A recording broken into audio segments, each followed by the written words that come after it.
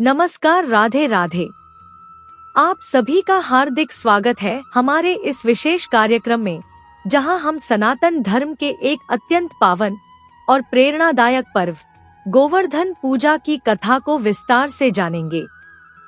प्रिय दर्शक बंधुओं, आज हम जिस कथा को सुनने वाले हैं वह सिर्फ एक कथा नहीं है, बल्कि आस्था, भक्ति, प्रकृति के प्रति सम्मान और भगवान श्री कृष्ण की अद्भुत लीलाओं का एक संगम है।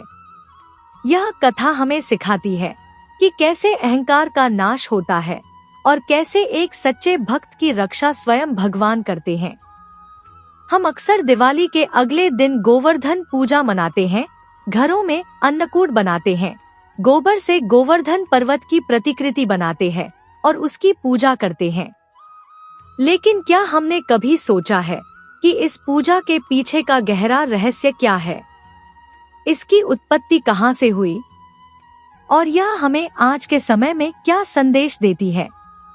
आज के इस वीडियो में हम गोवर्धन पूजा के इतिहास में उतरेंगे, इसकी पृष्ठभूमि को समझेंगे और उन घटनाओं पर प्रकाश डालेंगे जिन्होंने इस अद्भुत पर्व को जन्म दिया। हम सिर्फ कथा नहीं सुनेंगे, बल्कि उसे जिएंगे, उसे महसूस करेंगे।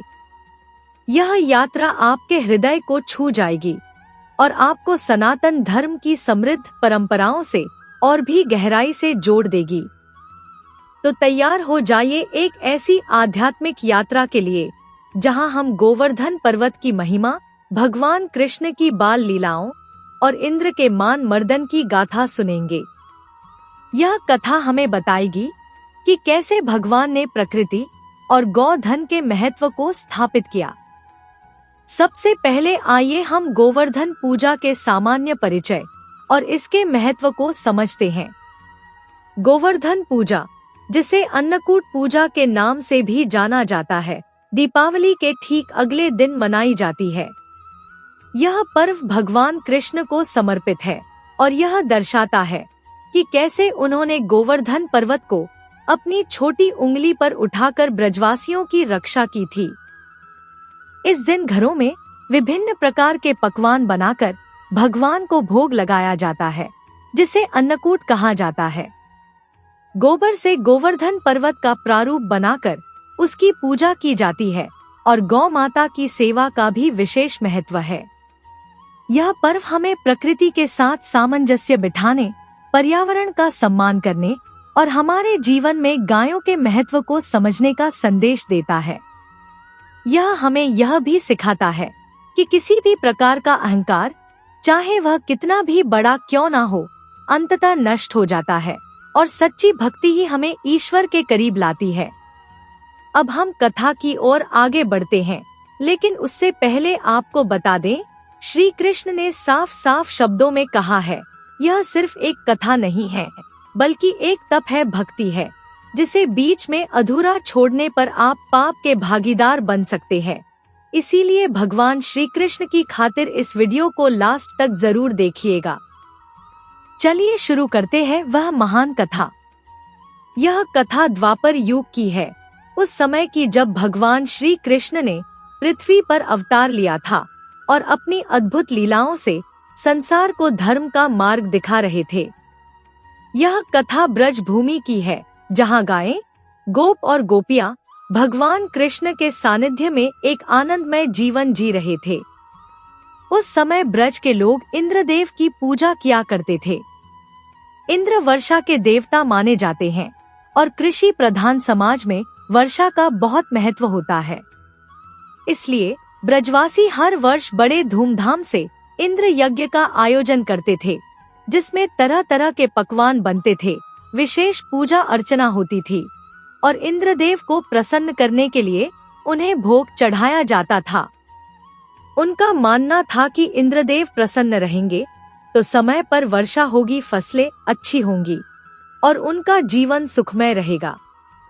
एक बार जब भगवान कृष्ण छोटे थे और केवल 7 वर्ष के थे, उन्होंने देखा कि ब्रजवासी एक बड़े यज्ञ की तैयारी कर रहे हैं। चारों ओर उत्सव का माहौल था, पकवान बन रहे थे और सभी लोग बहुत उत्साहित थे। बाल कृष्ण अपनी स्वाभाविक जिज्ञासा के साथ अपने पिता नंद बाबा के पास गए और पूछा, पिताश्री, यह सब किस लिए हो रहा है? आप इतनी भव्य तैयारी क्यों कर रहे हैं? नंद बाबा ने मुस्कुराते हुए कहा, पुत्र कृष्ण, हम इंद्रदेव की पूजा की तैयारी कर रहे हैं। इंद्रदेव वर्षा के देवता हैं। यदि हम उनकी पूजा नहीं करेंगे तो वे क्रोधित हो जाएंगे और वर्षा नहीं करेंगे। बिना वर्षा के हमारी गायों के लिए चारा नहीं होगा, फसलें नहीं उगेंगी और हमारा जीवन बहुत कठिन हो जाएगा। इसलिए हम उन्हें प्रसन्न करने के लिए यह यज्ञ कर रहे हैं। बाल कृष्ण ने नंद बाबा की बात बड़े ध्यान से सुनी। उनके मन में कुछ विचार चल रहे थे। वे जानते थे कि इंद्र का अहंकार बहुत बढ़ गया है और उन्हें सबक सिखाने का यही सही समय है। भगवान कृष्ण ने सोचा कि इंद्र को यह गलतफहमी हो गई है कि वह ही सब कुछ कर सकता है और ब्रज के लोग उसकी कृपा पर जीवित हैं, लेकिन यह सत्य नहीं था। सत्य तो यह था कि ब्रज के लोग प्रकृति और गोवर्धन पर्वत के आश्रय में रहते थे, जो उनकी गायों को चारा देता था और उन्हें प्राकृतिक आपदाओं से बचाता था। कृष्ण ने बड़ी विनम्रता से अपने पिता और अन्य ब्रजवासियों से कहा, पिताश्री और सभी ग्रामवासियों, मुझे आपकी बात समझ में आती है, लेकिन मेरा एक प्रश्न है। इंद्रदेव तो केवल वर्षा करते हैं, लेकिन क्या हमारी गायों को चारा इंद्रदेव देते हैं? क्या हमें गोवर्धन पर्वत आश्रय नहीं देता? हमारी गायें गोवर्धन पर्वत की हरी भरी घास खाकर जीवित रहती हैं। गोवर्धन पर्वत हमें शुद्ध वायु देता है, जड़ी बूटियां देता है और हमें अनेक प्रकार से लाभ पहुंचाता है। तो हमें इंद्र की पूजा क्यों करनी चाहिए, जो केवल वर्षा के लिए जाने जाते हैं, जबकि गोवर्धन पर्वत हमें हर प्रकार से पालता है। कृष्ण की यह बात सुनकर सभी ब्रजवासी थोड़ा आश्चर्यचकित हुए। एक छोटे से बालक के मुंह से ऐसी तर्कसंगत बात सुनकर वे सोचने लगे। नंद बाबा ने भी कृष्ण की बात पर विचार किया। कृष्ण ने आगे कहा, हमारा वास्तविक देवता तो गोवर्धन पर्वत है, जो हमारी गायों का पालन करता है। हमारी गायें ही हमारा धन है, हमारी अर्थव्यवस्था का आधार है और गोवर्धन पर्वत ही उन गायों का जीवन है। तो हमें अपने वास्तविक पालक गोवर्धन पर्वत की पूजा करनी चाहिए, इंद्र की नहीं। कृष्ण ने अपनी बात को और स्पष्ट करते हुए कहा, हमें उन प्राकृतिक शक्तियों की पूजा करनी चाहिए जो हमें प्रत्यक्ष रूप से लाभ पहुंचाती हैं। गोवर्धन पर्वत हमारी गायों को चारा देता है, हमें छाया देता है, हमारी रक्षा करता है। गौ माताएं हमें दूध देती हैं, जो हमारे जीवन का आधार है। तो क्यों ना हम गौ माता और गोवर्धन पर्वत की पूजा करें?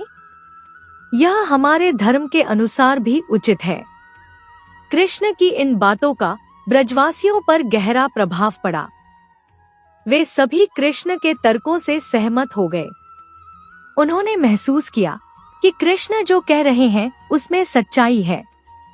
इंद्रदेव की पूजा एक परंपरा बन गई थी, लेकिन कृष्ण ने उन्हें एक नए दृष्टिकोण से सोचने पर मजबूर कर दिया था। नंद बाबा ने भी कृष्ण की बात मान ली और अन्य ब्रजवासियों से कहा, कृष्ण की बात बिल्कुल सही है। हमें अपने गौधन और गोवर्धन पर्वत का सम्मान करना चाहिए, क्योंकि वे ही हमारे जीवन का आधार हैं। तो इस प्रकार ब्रजवासियों ने इंद्र यज्ञ की तैयारी रोक दी और गोवर्धन पूजा की तैयारी शुरू कर दी। उन्होंने तय किया कि वे गोवर्धन पर्वत और गौ माता की पूजा करेंगे। इस निर्णय से इंद्रदेव बहुत क्रोधित हुए।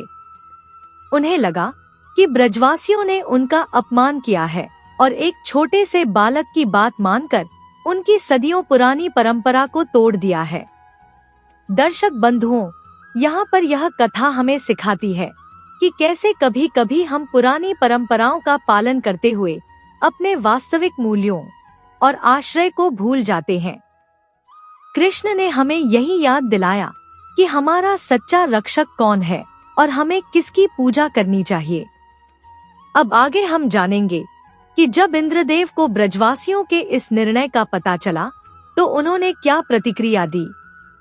लेकिन उससे पहले मैं आप सभी से अनुरोध करना चाहता हूँ कि यदि आपको यह कथा पसंद आ रही है तो कृपया हमारे इस प्यारे से वीडियो को लाइक करें, इसे शेयर करें और सब्सक्राइब करना ना भूलें।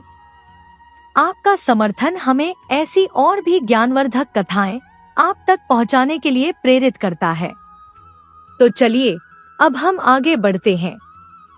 जब देवराज इंद्र को यह सूचना मिली कि ब्रज के लोगों ने उनकी पूजा छोड़कर गोवर्धन पर्वत की पूजा करने का निर्णय लिया है तो उनका अहंकार आहत हुआ। इंद्र को अपनी शक्ति और पद का बहुत अभिमान था। उन्हें लगा कि ब्रजवासियों ने उनके साथ विश्वासघात किया है और एक बालक के बहकावे में आकर उनका अनादर किया है। इंद्रदेव को यह बिल्कुल सहन नहीं हुआ। अपने क्रोध में आकर इंद्र ने मेघों के स्वामी संवर्तक से कहा, जाओ और ब्रज भूमि पर ऐसी वर्षा करो कि वह पूरी तरह जलमग्न हो जाए। ब्रजवासियों को सबक सिखाओ कि मुझसे बैर करने का क्या परिणाम होता है। उनकी गायों, उनके घरों और उनके पूरे जीवन को नष्ट कर दो। संवर्तक मेघों ने इंद्र की आज्ञा का पालन किया। आकाश में काले काले बादल छा गए, बिजली कड़कने लगी और मूसलाधार वर्षा शुरू हो गई। ऐसी वर्षा पहले कभी किसी ने नहीं देखी थी। लगातार 7 दिनों तक और 7 रातों तक बिना रुके वर्षा होती रही। ब्रज भूमि में जल प्रलय जैसी स्थिति उत्पन्न हो गई। चारों ओर पानी ही पानी भर गया। घर डूबने लगे, फसलें नष्ट होने लगी और गायें तथा अन्य पशु भयभीत होकर इधर उधर भागने लगे। ब्रजवासियों में हाहाकार मच गया। उन्हें अपनी गलती का एहसास होने लगा। वे सोचने लगे कि शायद उन्होंने इंद्रदेव को नाराज करके बहुत बड़ी भूल कर दी है।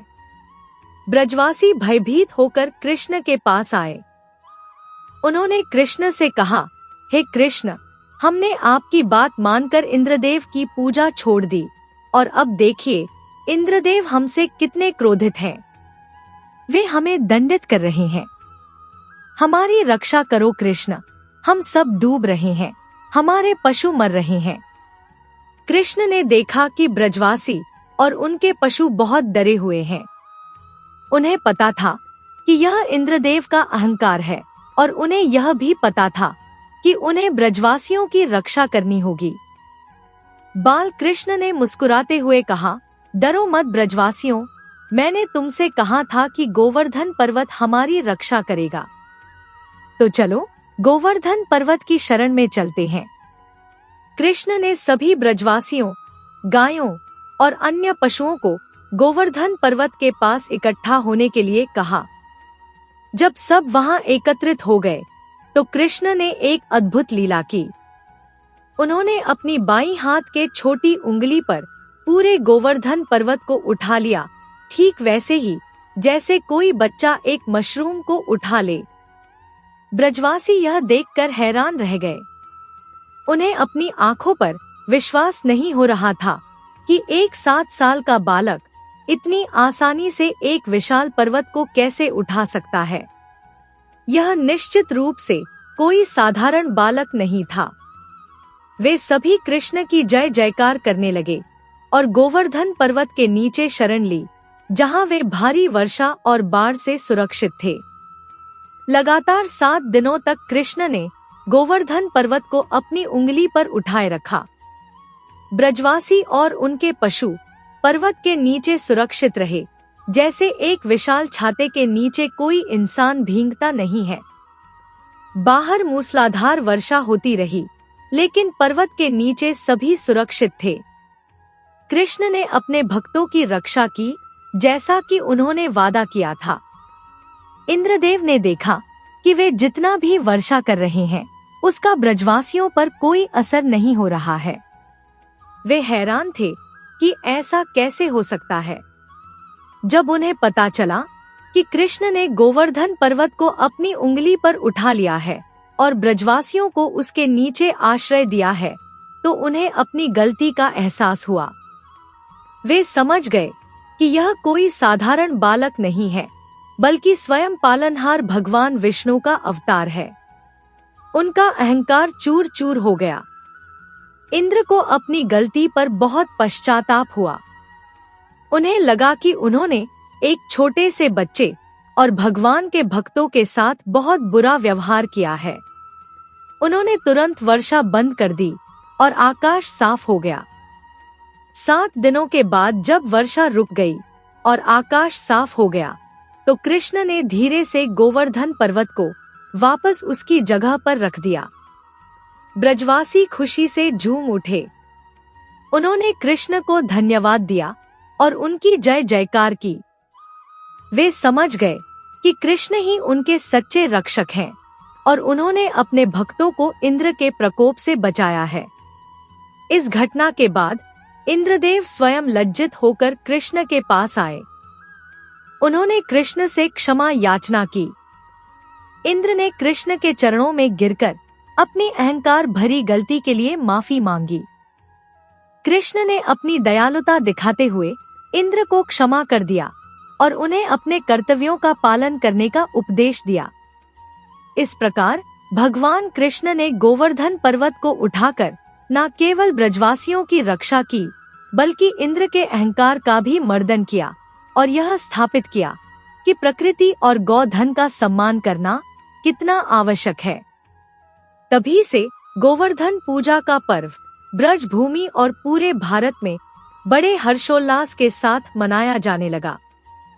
यह कथा हमें कई महत्वपूर्ण शिक्षाएं देती है। पहली और सबसे महत्वपूर्ण शिक्षा यह है कि हमें कभी भी अहंकार नहीं करना चाहिए।